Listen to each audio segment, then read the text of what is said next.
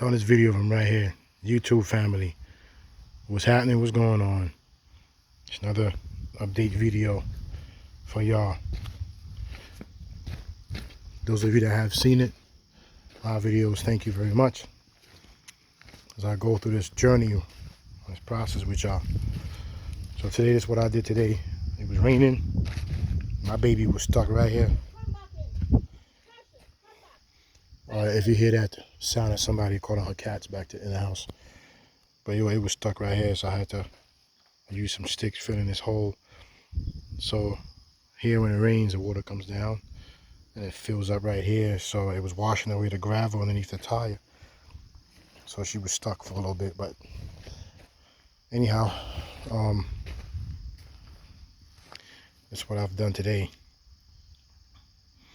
You know what? I just came up with a name for this. I call it my redneck bumper. Yeah, I like that. But this is what I did today. I mount those lights. I'm waiting for the electrical wire to come in the mail.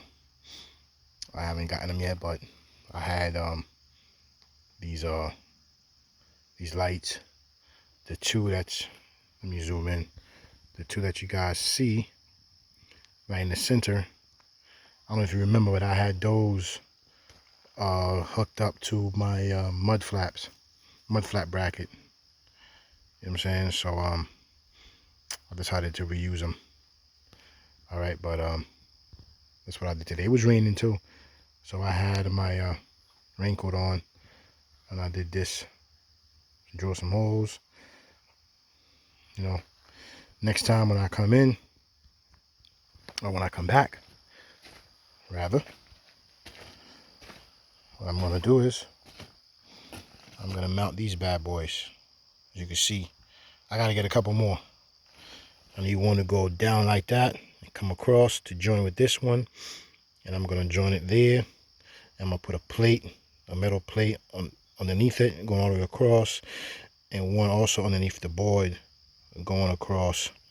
I'm going to bolt down grade 5 bolts, and you can see there's a hole right there too to go through the board. And then on the outside right here, I'm gonna put a metal plate going across. I'm gonna bolt them together. Last video I told you guys what the plan was for over here. So with the L bracket, I'm going to drill through, and I got some grade 8 bolts that, like, I think they are 6.5 or 7 inches. Bolt onto that. And I'm going to reinforce it too on the inside. Same thing on the inside. Drill a couple holes down through here. Put some grade 5 bolts. Alright, so basically, if you are questioning, let me zoom out. I'll walk back, make sure I don't trip. So, if you are questioning, well, why the wood? Here's a deal. I'm using the lumber in between, basically to sandwich, to fill in the gap in between metal plates. All right. Also, the wood has what they call memory. So if it bends in and the pressure releases off of it, it comes back. So the steel, if it were to go in, then it just would not come back to its form. So I'm using the wood to allow this thing to flex ever so slightly, so nothing will break, nothing will snap. You know what I'm saying? And the best way to explain it is if you watch videos of a freight train, when they take off, there's a gap in between the links, which allows the train to tug on the carts. Other than that, if you didn't have that, the train wouldn't be able to pull all those carts. So that tug gives the cart like some kind of tug to get it to start rolling. So this idea is pretty much almost the same, not exactly like that, but pretty much almost the same. So I want that ever so slight tug. So when I decide to pull a trailer that is bumper pull, I want that ever so slight movement, so that way it takes less strain off of the truck. And then if, let's say, if there was like if the trailer were to be hit from the back, right, the board will spring in and out to absorb the shock. Okay, so yeah, so that's basically why I have the wood there. Also too, wood, as you can see, it's been raining. I mean, I had this for, exposed like this for a few days.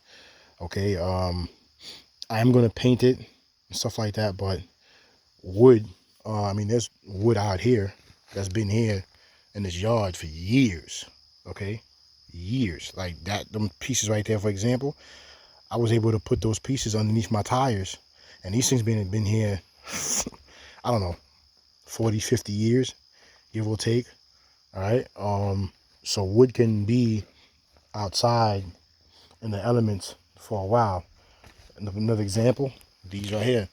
This board is not pressure treated. That's a 4x4. It's a regular 4x4. It's not pressure treated, but it's been out here in the elements, okay, for a long time. And I was using that to put it under my jack to shorten the height between the bottom of the frame and my jack. So wood have a very long life outside. Another reason, when I'm driving, I'm not gonna say I'm never gonna drive in the Northeast again with this, but let's say if I do drive during winter, there's salt on the roads. Hey, take it easy. I'm just shooting a little video for YouTube before I leave. Yeah, so wood can be, with all the salt. So when I put my box here and I box this in, okay, for a change and maybe a coolant, a couple gallons of oil, whatever it is. So when the salt kicks up, it hits the lumber. It's not going to do anything to the wood, but metal is going to, affect that metal in a negative way. So that's why I said, okay, well, let me make this out of wood. And wood is very strong. It may not be able to take that much twisting, right? But up, back and forth, up and down, wood is very strong. Okay, put it like this: your house that you are in right now is made out of wood. It holds your 2,000-3,000 pound refrigerator, your air conditioners. Okay, those beams are holding on way more weight. All right, so I'm just trying to get you guys to understand that wood is the original gangster when it comes to load bearing. So, but anyhow, and besides, it's easier to work with too when it comes to drilling holes for these lights.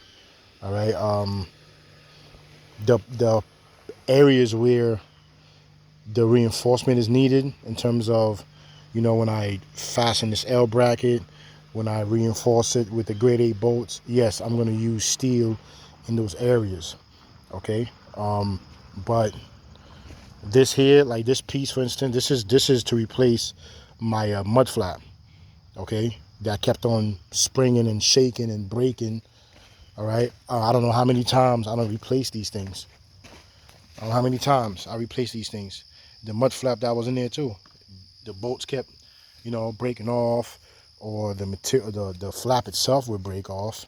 Okay, so I said, okay, well, I'm gonna just use the wood, and yeah, it's gonna be much better than that stupid mud flap that I have. Yeah, so at the end of the day, folks, my goal for having that back there is to be able to pull 2 of these. Okay, I know that I think this car weighs about 6,000 pounds, or maybe a little bit less, between 4,000 to 6,000, somewhere around there. Okay, German vehicles are pretty much heavier than American vehicles. So I want to be able to, if I get a trailer, a bumper pull trailer, and I put 2 of these on the end, I want this thing to be able to pull about 15,000 pounds easy. So I'm not done with it though. This is like, you know, another phase. But once I get done with it and all the bolts and everything is put in final, yeah, she be good to go. So my next thing, like I said, is to run the wires for these lights.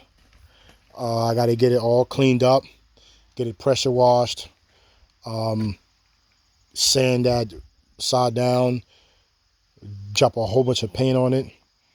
Okay, and then I noticed, I don't know if I did put this in my last video, but I noticed I have a power divider output seal that's leaking. Okay, so I got to get that fixed. All right, so I'm gonna get all this stuff painted. All right, get everything all painted, all nice looking, beautiful,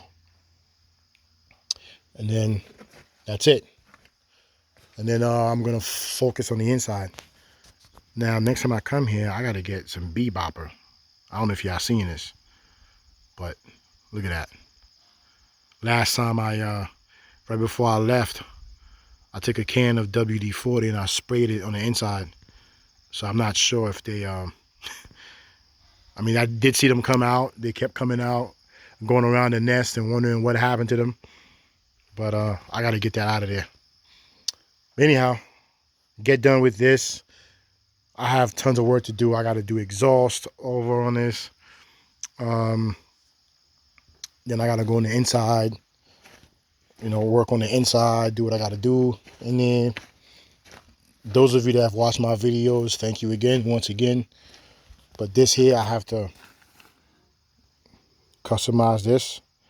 I'm going to chop this away, give it like a nice square roundish, because I want to have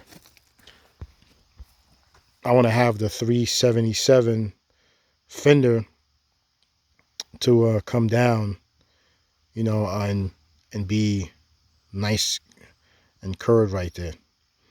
Okay, so I do want to keep that 377, but I want to cut this corner right there where my hand is, so you know, so it could be like that. Right, but that's all. I had it running today. I had to move it. Again, but yeah, man. And yeah, I got a drop visor coming in soon. Yeah, look, I'm not even gonna talk about it. When I do the other video, y'all see it. All right. Yeah. So thanks a lot for watching. You know, give me a thumbs up if you did like it, this video. If not, that's fine. You know, yeah, thanks a lot, man. Doing one last walk around.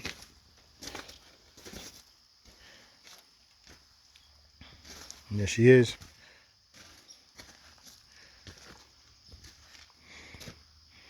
Alrighty, take it easy. Peace.